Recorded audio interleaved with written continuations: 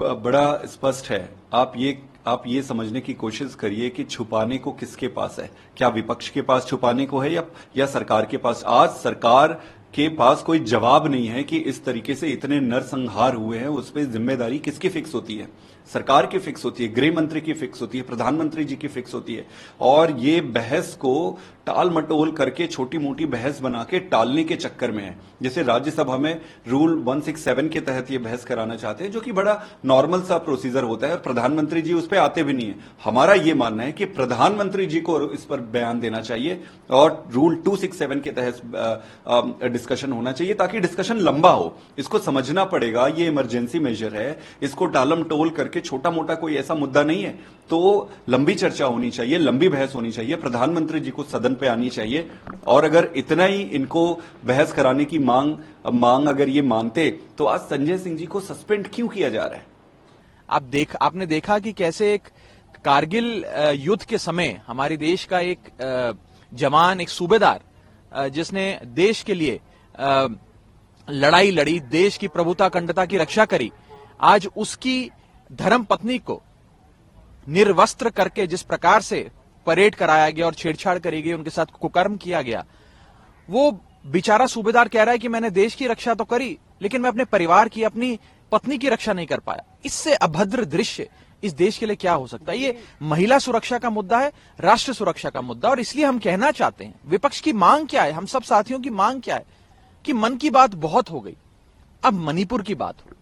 मणिपुर पर चर्चा की मांग की थी। रूल 267 के अकॉर्डिंग प्रधानमंत्री जी को सदन में आकर बयान देने का निवेदन किया गया था, जो हम पिछले कुछ दिनों से लगातार कर रहे हैं। रूल 267 के बजाय जो सरकार की तरफ से बातें आ रही थी कि वो 176 में बहस कराना चाहते हैं, और 176 में जो बहस होती है वो बड़ी छोटी सी बहस होती है, और प्रधानमंत्री जी उस पर आते भी नहीं। तो प्रधानमंत्री जी के बयान के लिए हमने सदन में इसकी मांग रखी। इस मांग को करते हुए सदन में सारे सदस्य, विपक्षी दलों के सारे सदस्य खड़े होकर इसकी मांग कर रहे थे।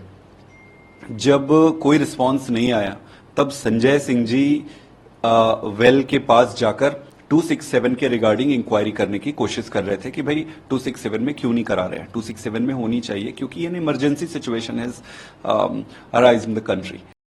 अंधेरी रात की सुबह होती है, और मैं समझता हूं कि जो अंधेरा इस देश के लोकतंत्र पे छाया है, उसकी भी सुबह होगी।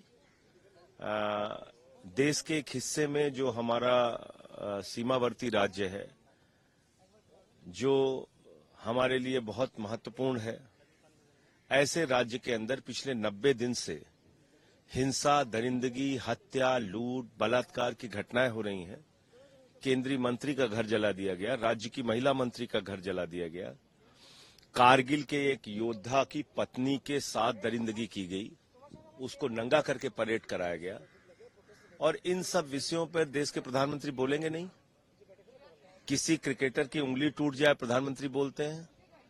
चीते के साथ फोटो खिंचवानी हो तो 3 दिन तक फोटो खिंचवाते हैं। ब्राजील के फुटबॉलर पे कोई ट्वीट करना हो तो प्रधानमंत्री जी सक्रिय हो जाते हैं। आखिर इतनी बड़ी हिंसा और दरिंदगी की घटना पे प्रधानमंत्री खामोश क्यों हैं? उनको सदन में आके जवाब देना चाहिए। यही मांग तो हम कर रहे हैं।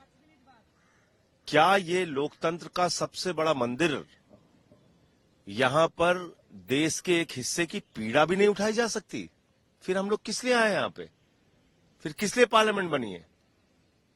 जो भी सांसद आवाज उठा रहा है बीजेपी के खिलाफ या बीजेपी के जो नाकामी है उसको उजागर कर रहा है, निकम्मेपन को उजागर कर रहा है, उसकी डबल इंजन की सरकार को एक्सपोज कर रहा है, उसे निलंबित कर दो। आज ये एक बेहद बड़ा राष्ट्रीय सुरक्षा का मुद्दा बन गया है मणिपुर। जो मणिपुर से हैवानियत भरी, बर्बरता भरी वीडियोज और फोटोग्राफ सामने आ रही हैं, उससे मुझे लगता है पूरे देश का दिल दहल गया है।